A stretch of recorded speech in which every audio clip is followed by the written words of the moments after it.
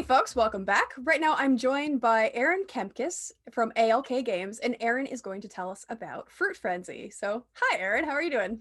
Hello, I'm doing all right. It's 2020, so I think we're all getting through. Yeah, Um, well, Fruit Frenzy is. I'm gonna flip the camera around here if it lets me.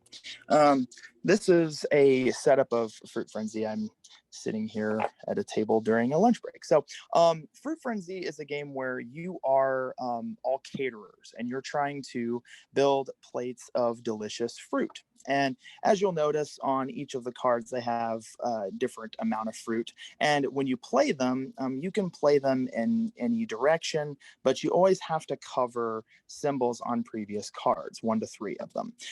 The thing that makes this game really interesting is the fact that on your turn, you're going to have 2 cards in your hand. You're always going to have 2 cards.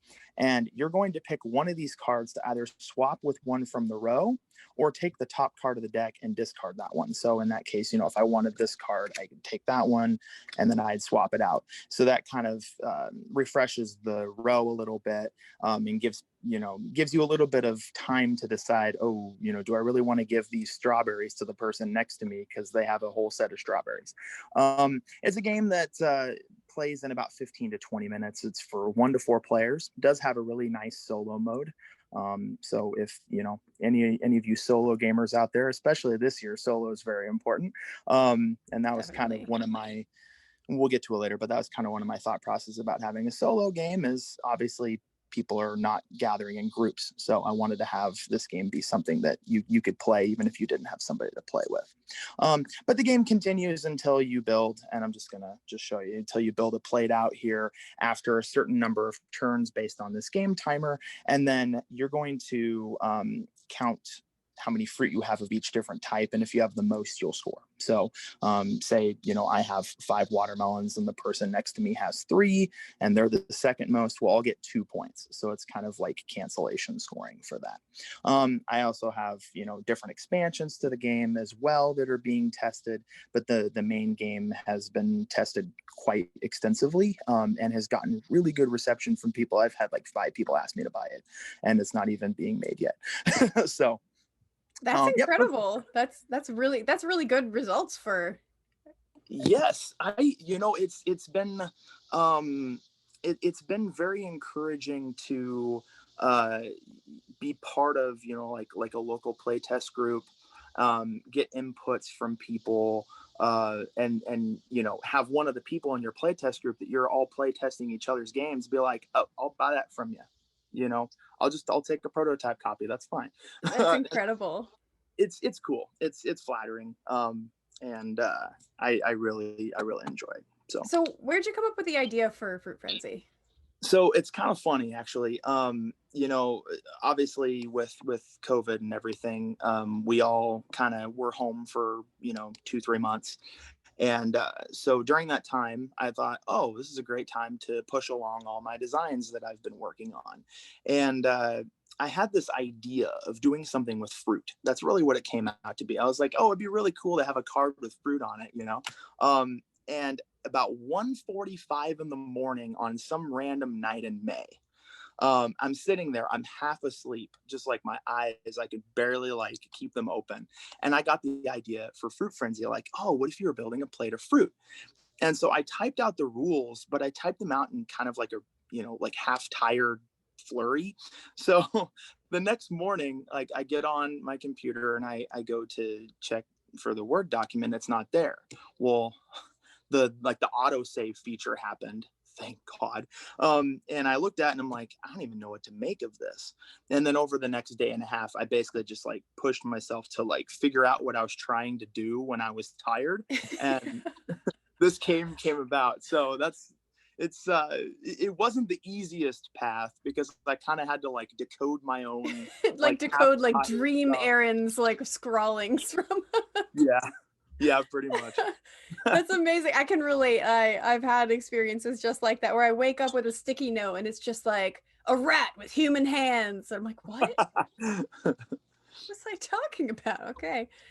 Yeah, and you really just don't know, like in the moment. Sometimes, like No. some of the stuff you write when you're tired, you're just like, what was I trying to say there? I You're like, don't I know. know that I, I was a genius last night, but I just don't know what I mean today. you always feel like you are when you're tired. When you're tired, you're like, Right. oh my god, that idea could change the world. Oh, Yeah, exactly.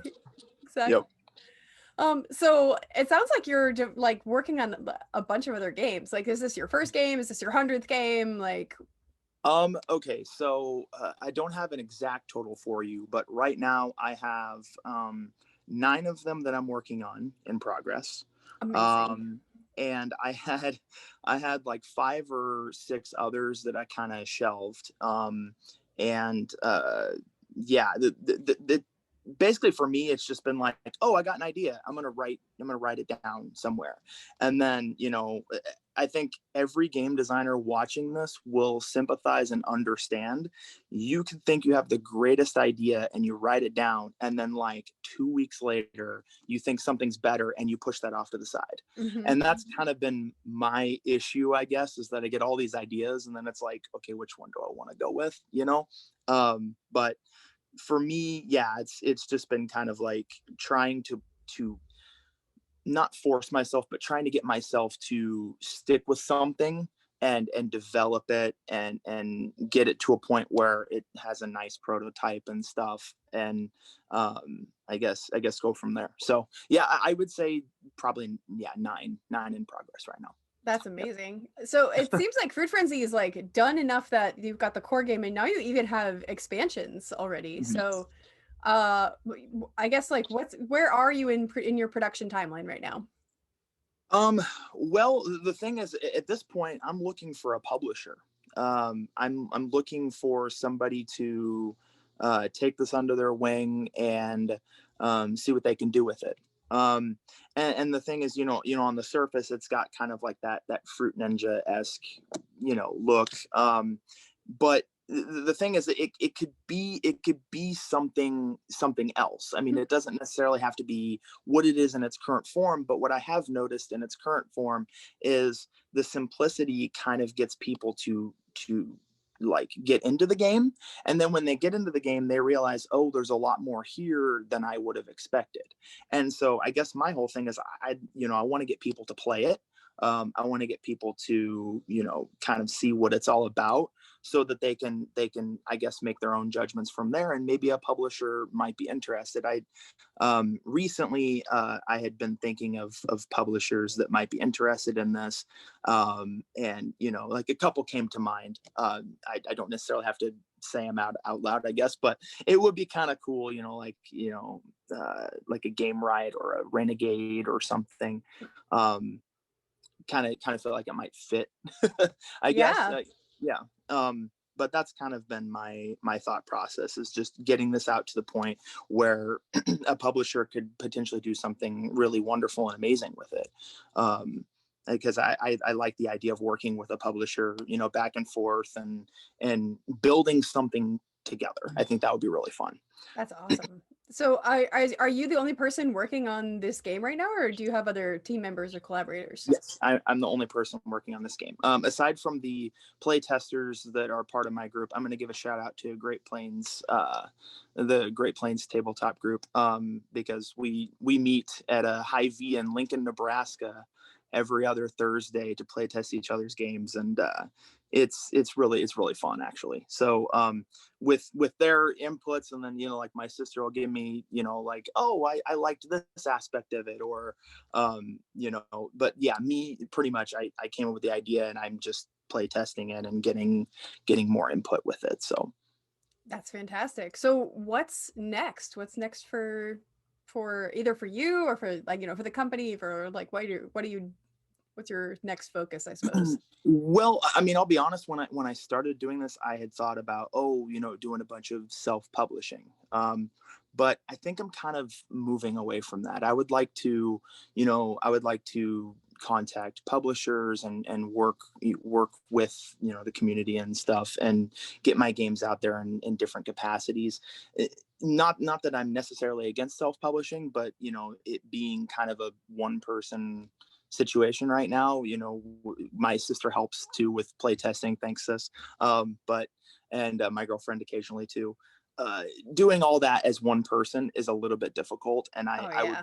I would rather. I was actually told once by some people helping mentor me, you need to decide whether you want to be a designer or whether you want to do the business aspect of it as well. And the thing is, the business aspect, while it can be fun, kind of takes away from design time. And I obviously, I love to design games. So I feel like that's more of the path that I want to go. So. Yeah, that makes total sense. I've heard that. I've heard those exact words coming out of Tim Blank's mouth. In Mhm. fact, Tim Yep. Blank is our head of tabletop for Boston Fig, and so Tim has walked that whole path of doing Oh, self-publishing, and so I think that he gives that exact advice to developers who are starting out and designing their own games, and then they have this idea that, oh, I can start publishing too. yeah, So yeah. yeah, I think that's really wise. So okay, so let's say somebody wants to do what you're doing. What advice would you give to them? Keep trying. That's the big thing, because obviously, and I keep coming back to 2020, but I mean it's prevalent in any year.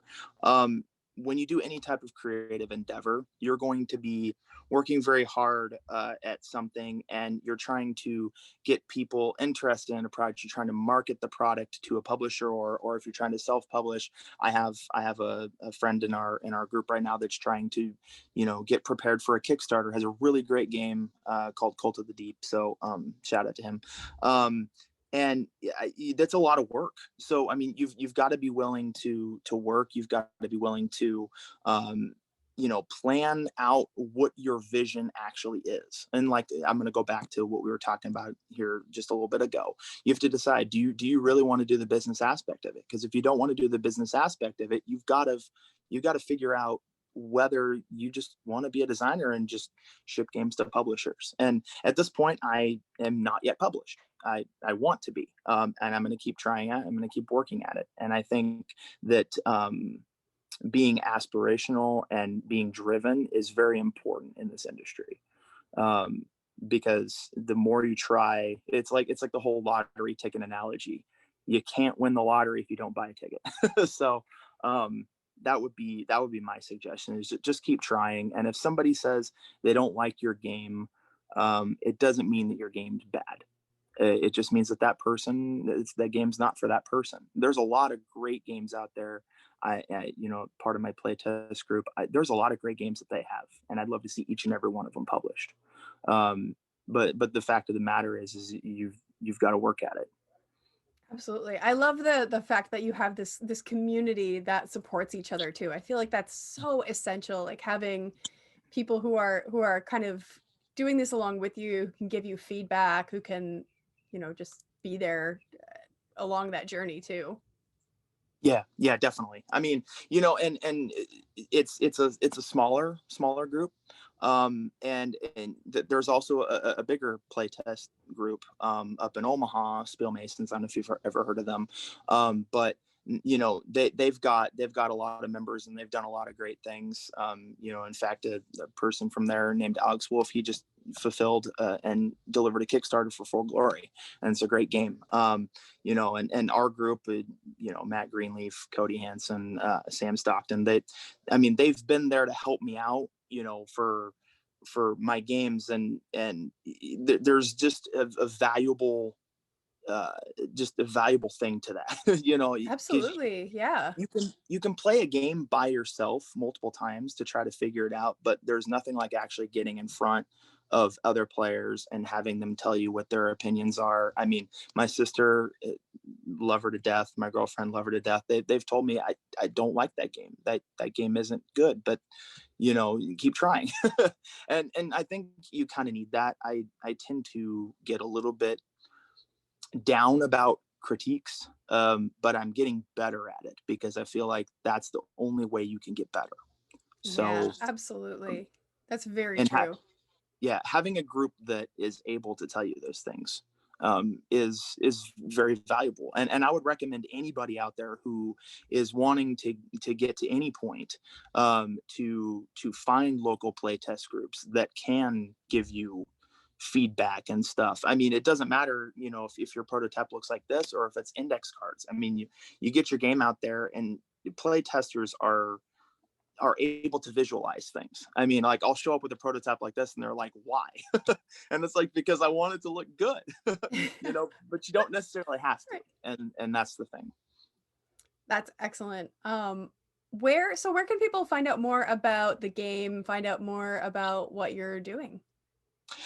Well, it's funny that you asked that, because I do have a Facebook page for ALK Games. I'll be honest, I've been really bad at updating, because when I moved away from wanting to do the self-publishing thing, I focused more on like getting on like the Board Game Design Lab community, and places like that. So pretty much I've just been, this is bad of me, I know. I've just been using my actual Facebook page. So Aaron Kempkes, if there's anybody in the board game industry that wants to talk or whatever, I'm happy to help.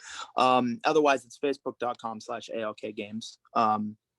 It's ALK and then games. And yeah, I don't know. I feel like I should probably have more of a presence, but No, my that's whole awesome. I think it's totally reasonable for you to put in just the effort that you need in order to make the things happen that you want to have happen, because otherwise you're going yeah, to spend so much time trying to keep your Instagram and your Facebook and your, like 15 other social media channels exactly. up to date. And it's like a full-time job. And I know a couple of people locally here in Nebraska who are doing a really tremendous job at that. And obviously there's there's a market for that, in getting out there and doing all this social media stuff. I work 3 jobs, so my whole thing is like I try to do what I can, and I want to make sure to be in contact with as many people as I can. But sometimes it's like a day before I can answer a message. Yeah, And so yeah. that doesn't really bode well for like a social media, Facebook or Instagram presence. And once again, being solo on this, it makes it a little bit harder. Absolutely. So, Well, thank you so much for spending the time and for telling us all about Fruit Frenzy and ALK Games. And mhm. we'll make sure to have those links for people to be able to check out what you're doing. And we'll see you at the fest. All right, we'll see you there.